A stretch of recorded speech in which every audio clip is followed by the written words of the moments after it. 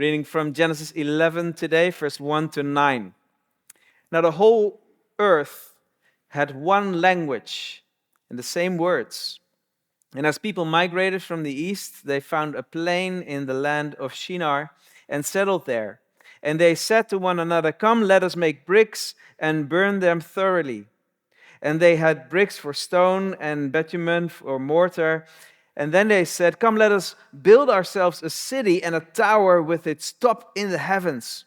And let us make a name for ourselves, lest we be dispersed over the face of the whole earth." And the Lord came down to see the city and the tower which the children of man had built.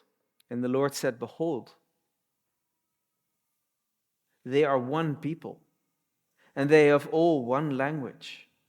And this is only the beginning of what they will do. And nothing that they propose to do will now be impossible for them. Come, let us go down and there confuse their language, so that they may not understand one another's speech." And so the Lord dispersed them from there over the face of the whole earth. And they left off building the city. Therefore, its name was called Babel, because there the Lord confused the language of all the earth. And from there the Lord dispersed them over the face of the earth. This is the word of the Lord. You may be seated. All right. Sometimes you go through a sermon series like what we did with the book of Romans, and you go into passages and you dig deep and you bring out what it says, you explain passages. And sometimes as a preacher, as a teacher, what I really long to do is see something in this world, see a dynamic that's happening, see a topic that's coming up, and address that. See what would the word say about that? And that's what we're going to do in this sermon series. And it's called Artificial Inheritance. I've really looked forward to this. I've studied for this a while. I'll be there. And we're kicking that series off with a short clip from a movie based on a book written in 1979 called Hitchhiker's Guide to the Galaxy. I just thought it would be fun to start with this because what once was science fiction now is becoming reality more and more. I love the scene where they're asking this supercomputer for the answer to the ultimate question, life, the universe, and everything. And it can't give a good response. 42. It's what we today understand as a bad prompt. If you give an AI a bad instruction, it's going to give you a bad answer. It's not going to be helpful. The more generic your question, the more generic your answer would be. Or, in other words, trash in, trash out. In the sermon series, we're going to talk about how technology, and especially artificial intelligence, is changing our world. And we're going to consider a Christian response to this. Again, what once was science fiction is step by step becoming reality. That supercomputer, again, in a book written in 1979, was just imagination. It was just like possibly one day people will come to this. Well, now it's pretty close to reality. ChatGPT and many other forms of AI have made their ways onto our phones, into our workspaces, social media. And perhaps some of us have even used it to write an essay, maybe, I don't know. AI is making its way into every part of our lives. And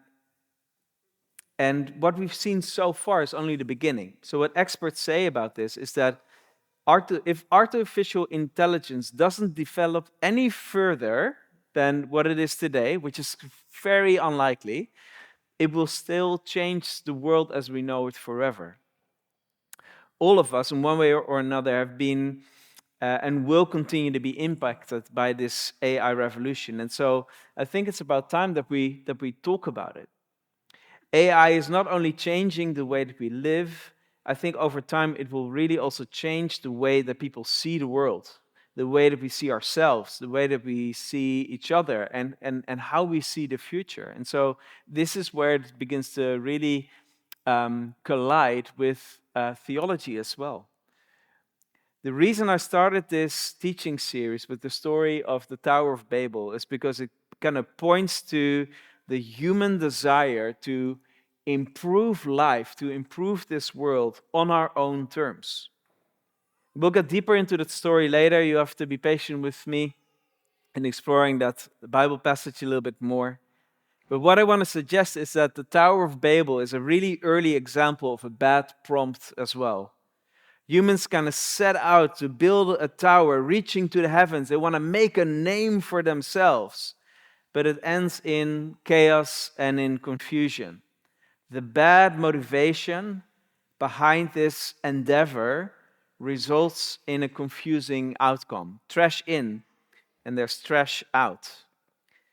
This is also why the series is called Artificial Inheritance, because we're going to discuss together the question, what is this all going to lead to? How is this AI revolution going to change life as we know it? What does that mean? What is its inheritance going to be? What are its promises, purposes, side effects? And how do we, as followers of Jesus, relate to that? Now, before we're going to go into all of it, I just want to take you through some of the resources I've been exploring to show you that I've really done my best to prepare. And also, maybe if you want to dig into this a little bit further, if you have just a bunch of questions around this, just recommending some resources that might help you. The first one is this. It's called Made in Our Image. I think it's a brilliant title. So it's this idea that artificial intelligence is made in the image of human beings. We're made in the image of God, but AI is made in the image of humans. Very insightful, very accessible Christian discussion of AI. Uh, this is like start here. Like this is where I started. I was really thankful for that. Start here if you want to read more. Another book that's not a start here. That's more like okay, he's drilling down on this pretty deeply. John C. Lennox, who's a well-known scientist and apologist. The book 2084. So this is a well-known book from 1948 that is called 1984. I don't know, if you don't know it, I'm not going to explain it now, but this is more like 1 century later. What is gonna change? So he's engaged with a number of very interesting developments and thought processes behind AI. Very very helpful, but deep and dense book. Another book is AI Goes to Church by Ted Corbett. Look at the smile. Don't you want to read this book? Accessible, a little bit more lengthy, more theological than the first book I recommended. It's very, very helpful. Last book is this one, The Coming Wave. This is not a Christian book, secular book by one of the co-founders of DeepMind, a leading AI company that was bought by Google in 2014. This guy's main purpose in this book is to point to the need for the containment of AI, and the whole book is about or else. So quite helpful. In this 4-part series, going to spend 4 Sundays on this, also meaning that I'm not going to be able to address every little thing in this one sermon. We're gonna, today I'm going to give a broader bigger concept introduction message. Next week, I want to dig down a little bit more on the social dynamics and impact. Then the week after, we'll talk about living tech-wise. And then in the last Sunday, Alex will preach on how not to be discipled by algorithms, but instead by the Word of God and the Spirit. And it works a little bit like a funnel. So we're starting very broad, big picture, and we're going to get more and more towards personal engagement with AI and its impact on our everyday lives. So you ready? Looking forward?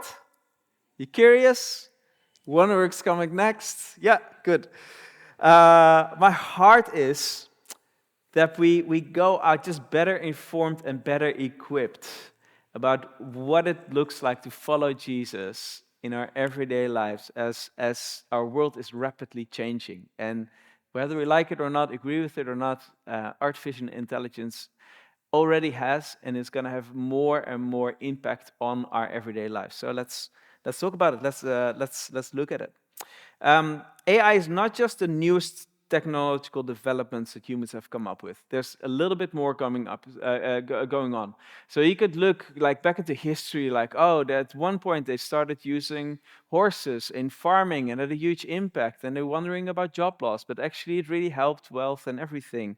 Or you can look at the the printing press, or you can look at the Industrial Revolution, or you can look at the internet and things like that, developments like that. At first, we're like, oh, what is this going to do? And then, oh, right, actually, they really seem to improve life in many ways. There's always side effects, there's always initial job loss, and then actually, the world's becoming a better and better place. Some of that is going on with artificial intelligence as well. But there's a little bit more going on than that, and that's what we're going to be looking at. Artificial intelligence is like giving a computer a brain. It allows computers to do tasks that normally would require human intelligence, not just effort and time, but it would require human intelligence, such as understanding what people say, recognizing objects in pictures, making decisions, learning from past experiences. So to understand the potential for the future of AI for the future a little bit, we need to talk about different shapes it comes in. And the first shape is narrow AI. This is today's AI designed to handle highly specific tasks, mostly functioning through large language models, for example, ChatGPT, horrible name. But can I just let's call him ChatGPT, okay? ChatGPT, Claude, Gemini, things like that. So narrow AI is getting used in all kinds of things that we interact with daily, knowingly or unknowingly, from artificial personal assistants to kind of planning tools, algorithms behind social media and streaming platforms, things like that. Today's AI is able to write, design, plan, interact, research, compose, you name it. It can pretty much do everything that humans do, not always better, but certainly faster. So chatbots like ChatGPT are trained by reading hundreds of billions of words that are downloaded from the internet. They read millions of books, as much news as they can access, billions of lines of codes, and reading all of Wikipedia 3 times over.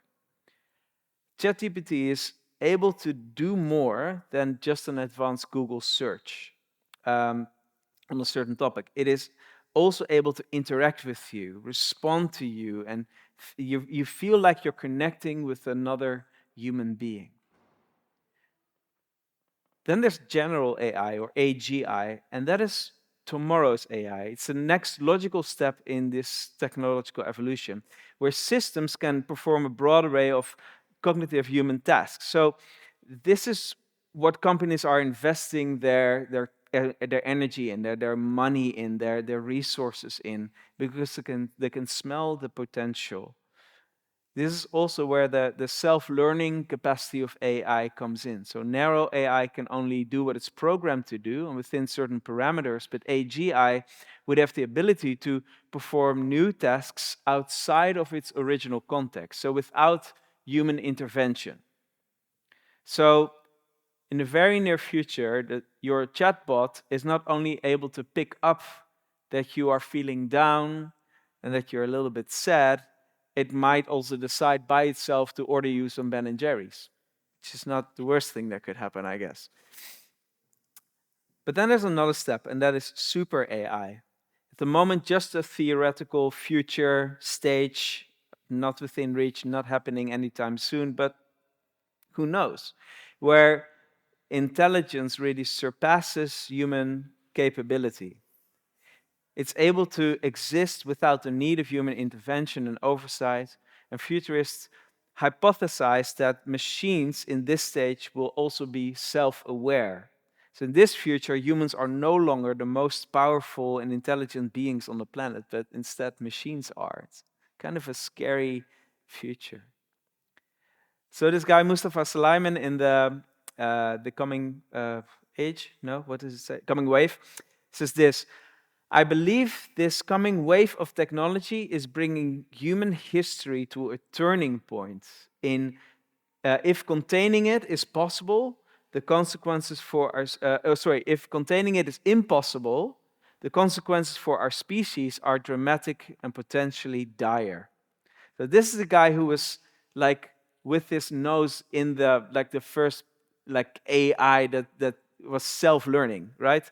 The developing deep mind. So he knows what is happening. He understands a little bit of that potential. And he says the potential of AI is so incredibly big, we have to find a way to contain it. So we're talking about something incredibly powerful, an incredibly powerful technology that will impact every area of society. Again, whether we like it or not. It's speeding up, for example, biomedical research. So there's some breakthroughs happening, going to happen. I can't really keep track. I don't want to interfere with any of your fields where you know a lot more. But what I understood is that it's speeding up our ability to diagnose a disease or even to cure diseases. And I think many of you are in some way part of developing these kinds of AIs that are improving life in circumstances. It's already impacting the workspace, where many jobs are made redundant. And simultaneously, it's creating new opportunities for innovative businesses and stuff like that. I expect that many of us are experiencing how it's changing our work lives already. And so here it's a little bit of a mixed bag, perhaps. And it's also used by totalitarian governments to control their population. It's already happening, tracking their movements, tracking their interactions. So it's clearly got the potential for good, for evil, and for mixed results, so to say. And that is why we need to talk about it. In the book Made in Our Image, Driscoll makes clear that AI is still a human intervention driven by human data and used by humans who are damaged by sin. Humans are created in the image of God, able to work, able to create, able to problem solve, and distinct right from wrong, mostly. But the image of God got corrupted by sin. So AI is something created in our image, in the image of humans, which means that it can be used for good and it can be used for evil. It can have good and evil effects at the same time, and is itself also damaged by sin. You could say that AI enhances the whole human capacity for both good and for evil. And he says this: AI is the most incredibly complex computational mirror. We can see ourselves in its reflection. It shows us our deepest values and mirrors our basest actions. What we see in that mirror should terrify us and teach us. And this is why I want to turn to the story of Babel. Story of the Tower of Babel is a story of rebellion against God Almighty. It's not just a big city with a high tower that seems impressive and God is getting annoyed with their cocky attitude or something like that and decides to mess up their plans. No, there's a little bit more that's going on here. The people at Babel built an alternative holy mountain. In this time, people were worshiping God, or the gods mostly, on mountains. And so here you see humans building an alternative holy mountain in defiance of God Almighty. They're making a name for themselves. It's an act of sort of a religion-powered rebellion against God, of idolatry. They say, we don't need you. We can do this ourselves. We can overcome the limitations of our fallenness and our lostness, the limitations of this broken world in our own way and on our own terms. And so God looks down and he says, wait, they speak one language. They can do all these things. Like he sees the potential of what is happening. And he says, nothing will be impossible for them. Come, let us go down and confuse their language so that they may not understand each other's speech. And so the Lord dispersed them from there over the face of the earth. God, seeing the great danger of this attitude, decides to confuse their language to spread the people all over the world. It's not that God's power is threatened by their actions, not at all. But he sees their potential for self-destruction and decides to intervene. There was a tremendous potential in what they were doing, what they set their minds to. But they knew that they were going to give it a bad prompt and that the outcome would potentially be disastrous as well. And that is why he intervened. And this is my main concern with this whole AI wave of technological development and how it's impacting our everyday lives. It's such mind-boggling potential. I'm convinced that we, as humanity, are going to give it some bad prompts as well, leading to some very seriously worrying results as well. I'm going to give you 5 prompts, 5 bad prompts that I think humanity is going to give artificial intelligence. I hope you're able to track with this metaphor. The first one is bad actors, not meaning that in future AI will develop movies that we're going to sit and watch. We're like, oh, this is bad acting. People that are using this for evil. So there's a huge concern around AI that it enables some really bad people to do some really bad things. Artificial intelligence gives humanity the power to do a bunch of things at a higher scale and at a lower cost. Higher skill, lower costs. It's just easier to do something really, really evil. The second bad prompt, I think, is that AI has the potential to go rogue. I don't want to spend too much time on this, but just like the long-term development of this technology holds the potential for disastrous outcomes. So Sulaiman warns against that. He says AI is both valuable and dangerous precisely because it's an extension of our best and our worst selves. And as a technology premised on learning, so self-learning, the capacity to self-learn, it can keep adapting, probing, producing novel strategies and ideas potentially far removed from anything before considered, even by other AIs. So AI itself, outside of the human control, has the potential to go rogue. Again, I don't want to spend too much time on this because it's way above my pay grade. But I do want to talk about, for example, the social impact. We're going to spend more time on that next week. It holds in itself a threat on a society level. For the average well-meaning, not bad actor type of person that's just interacting with AI. Again, more on that next week. But our interaction with AI has the potential to deform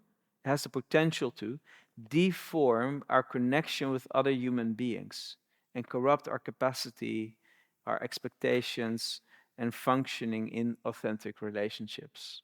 More on that next week. God created us to live in relationship with Him and in relationship with others. And technology has the potential to deeply distort both. Let me just briefly say, I didn't know 20 years ago when I downloaded Facebook on my newly bought smartphone how impactful this would be. I had no flipping clue. Yeah? And I think we're at a similar point with the technology that has much bigger potential to impact social interaction and life as we know it. So that's why I'm like I didn't know how forming and deforming social media would be. By the way, love the social media team. Just want to say that they've been doing so well. Fourth bad prompt. In time, you're going to get deployed AI, but unfulfilled humans. Think that if we give all our creative work away, our writing, our designing, our planning, our studying, our composing, we're going to end up in a beautifully designed world feeling deeply unhappy, right? God created us to work. God created us to be creative. If we're going to give all of that away, we're going to be deeply unfulfilled.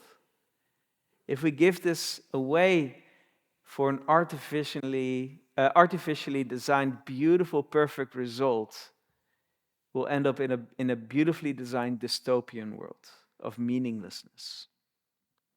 Last one, false promises.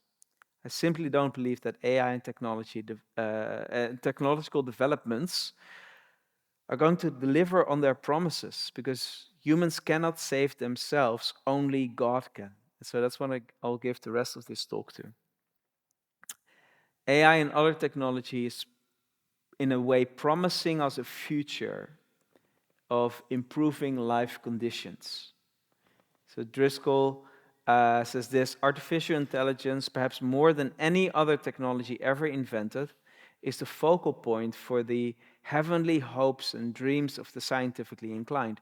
It offers another huge leap in human technological capacity. So the motivation in many of the human brains behind the sort of the frontline AI advancement, their motivation is this promise of a world of greater wealth, health, and freedom, right? Ever improving life conditions for everyone. And what drives this thing forward is a future promise of endless possibilities, of more free time, of better healthcare, and all of these things. But I'm afraid that this expectation is a sort of like a secular salvation myth that won't be able to deliver on that promise. Like the Tower of Babel, it seems like there is a hope to escape the brokenness of this world through what humans can do together. We're going to make a name for ourselves, but it's not going to be able to deliver on those promises. God responds, nothing will be impossible for them, and that is not a good thing. Is a potential for disaster. And this is, I think, how we need to view our changing world through AI as well. There is a way that we can come to technological advancement truly with the heart of worship to God, saying, let me use my gift and my potential and what is available to me in technology to seek the well-being of people, to help the needy, to seek human flourishment. Absolutely. And many of us are involved in this right now, or kind of working towards a world where that's happening. So God bless you. In a way, like it's a product of human creativity, and therefore you could say it is a gift from God, because God created us creatively to create. And it can be used in beautiful and wonderful ways, 100%. But there's also a way that we can come to this and come to this moment of technological development in defiance against God. And that is also happening. We don't need you. We will improve things on earth in our own way and on our own terms. You see, the worldview that's driving this forward is atheism, is a world that doesn't need God, a world that can make its way out of its brokenness on its own terms and in its own way, saying, God, we don't need you, we will do it by ourselves. And so at a deeper level in the philosophies and worldviews that drive it forward towards AGI, or who knows, super AI, there's even the desire to upgrade humans into gods, eradicating aging as a cause of death, upgrading our minds through technology, merging with machines to bring about a new earth with no need for a heaven. And so my conclusion is that AI is going to have some incredible benefits and can be used in beautiful and exciting ways. Absolutely. And I know that many of us here are going to have a very positive impact in this tech world as well. But I'm afraid that humanity is also going to give AI some really bad prompts because humans are corrupted by sin. We ask it to improve wealth, health, and freedom, and it will give us some of that, but it will be corrupted, it will be tainted, and there will be some very confusing outcomes as well, because it is not going to offer what only God can offer. So for today, let me end with this. Where is our hope? If we need to reject this sort of secular salvation myth of technology that's going to improve everything always, if we're going to discern our way through this coming wave of AI developments and impact, what is the truth that we most deeply hold on to? Simply said, it's that salvation is in Jesus Christ alone. Ultimately, God intervened in this way, that the Creator God became flesh and dwelt among us, becoming a human being in the midst of this lost and broken world. And Jesus lives life as God intended it, in intimacy with God, in authentic relationship with others, and he heals the sick, and he multiplies food, and he teaches the way that God intended us to live,